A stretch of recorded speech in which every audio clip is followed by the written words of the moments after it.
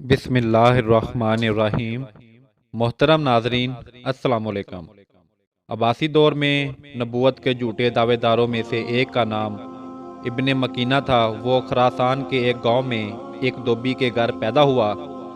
وہ اپنے آپ کو صاحب معجزہ نبی و رسول کہلاتا تھا۔ ابن مکینہ کے متعلق مشہور ہے کہ وہ انتہائی باصورت تھا اور اس کے چہرے پر چچک کے داغ تھے، چنانچہ وہ اپنے بدنما چہرے کو چھپانے کے لیے اپنے منہ پر سونے کی تاروں کا بنا ہوا نقاب استعمال کرتا تھا۔ بد شکل ہونے کی وجہ سے لوگ اس سے کراہت محسوس کرتے تھے اور اس کو قریب نہ آنے دیتے تھے۔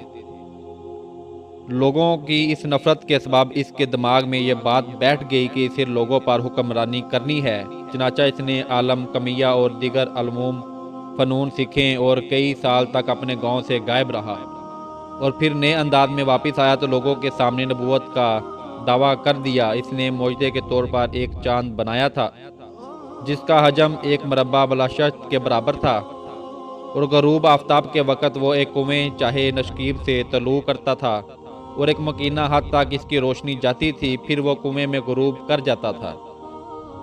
جاہل اور احکم قسم کے افراد نے اس ایسے نبی تسلیم کر لیا تھا اور اس کے گروہ جمع ہو گئے تھے۔ علاوہ زیر اس نے اپنے لیے کچھ چلاک گمشاتے مقرر کیے تھے جو لوگوں میں اس کے معجزات کا چرچا کرتے تھے اور اس کی نبوت پر ایمان لانے کی دعوت دیتے تھے۔ ابن مکینہ نے اپنے چرب زبانی کی وجہ سے کچھ عرصہ اپنے پاس اچھے خاصے پیروکار جمع کر لیے، پھر اس نے اپنا ایک لشکر تشکیل دیا، ایک مضبوط قلعہ پر قبض ہو گیا۔ بنی عباس کے خلیفہ نے لوگوں کو اس کے شر سے بچنے کے لیے ایک عظیم الشان لشکر روانہ کیا۔ ابن مکینہ قلعہ بند ہو کر بیٹھ گیا، مگر دشمن بھی اتنی جلدی واپس جانے والے نہ تھے۔ انہوں نے کئی ماہ تک مساعرہ کیے رکھا۔ جب ابن مکینہ نے دیکھا کہ قلعہ کے اندر غذائی اشیاء ختم ہو چکی ہے اور اب زیادہ دیر تک محصور رہنا اپنی موت کو دعوت دینے کے مترادف ہے، تو اس نے ایک خطرناک فیصلہ کیا۔ اس نے قلعے کے کنویں میں زہر ملا دیا جس سے ہزاروں افراد لقمہ اجل بن گئے۔ پھر خود اس نے تیزاب کے تالاب میں چھلانگ لگا دی جس سے اس کا پورا وجود گل کر ریزہ ریزہ ہو گیا۔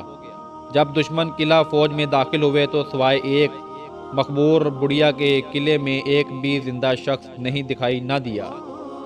بڑھیا نے اتفاق سے زہریلا پانی نہ پیا تھا، اس لیے وہ بچ گئی۔ عباسی لشکر کو اس نے ابن مکینہ کی موت کی خبر دی تھی۔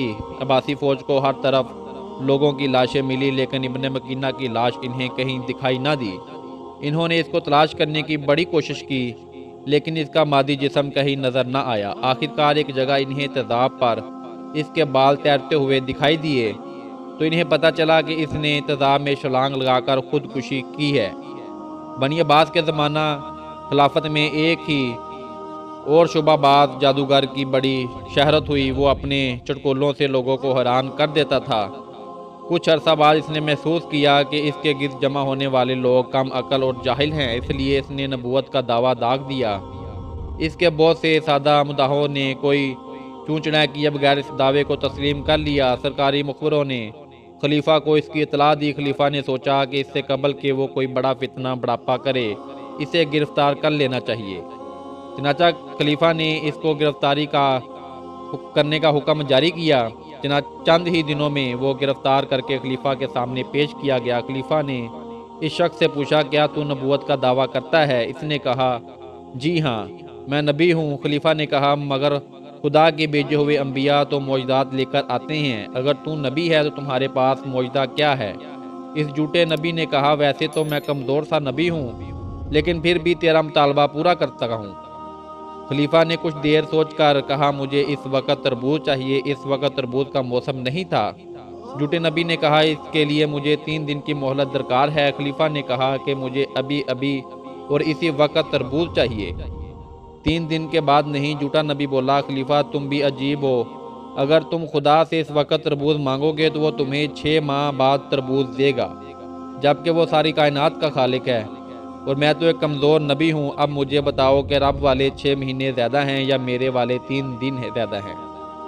اس کا جواب سن کر خلیفہ ہنسنے لگا۔ اس نے محسوس کیا کہ یہ ایک زبان دراز اور شعبہ باز انسان ہے۔ اس نے حکم دیا کہ اسے شاہی مہمان خانے میں ٹھہرایا جائے اور اسے بہترین کھانا کھلایا جائے۔ چنانچہ جھوٹے نبی کو شاہی مہمان خانے میں منتقل کر دیا گیا، یہاں اس سے غذائیں کھائیں۔ کچھ دنوں بعد خلیفہ نے کہا اس نبوت کے مدعی کو میرے سامنے لایا جائے۔ حکومت کے ملازمین اسے خلیفہ کے پاس لائے۔ خلیفہ نے اس سے کہا میاں بتاؤ تمہاری مہمان نوازی میں کوئی کمی تو نہیں رہی؟ جھوٹے نبی نے کہا نہیں، میری بہترین مہمان نوازی کی گئی ہے۔ خلیفہ نے کہا اچھا بتاؤ اس مہمانی کے تم پر کوئی وحی نازل ہوئی؟ جھوٹے نبی نے کہا جی ہاں، یہاں کئی بار مجھ پر یہ وحی ہوئی ہے کہ یہ جگہ تیرے لیے بہت بہتر ہے، اسے چھوڑ کر کہیں اور نہ جاؤ۔ خلیفہ اس کی بے بسی اور نادانی پر ہنسا اور اسے اس کے حال پر چھوڑ دیا۔ قرآن مجید میں یہ ایک معجزہ ہے کہ اس نے ایک نزول کے وقت یہ پیش گوئی کر دی تھی کہ کوئی بھی فریاد یا جماعت قرآن کے مقابلے میں اس جیسی کتاب نہیں لا سکے گا۔ چنانچہ قرآن مجید میں سورہ بنی اسرائیل کی آیات نمبر 43 میں یہ چیلنج موجود ہے۔ سبحان اللہ۔ محترم ناظرین، اگر آپ کو ہماری ویڈیو اچھی لگی ہو تو ہمارا چینل سبسکرائب کر لیں۔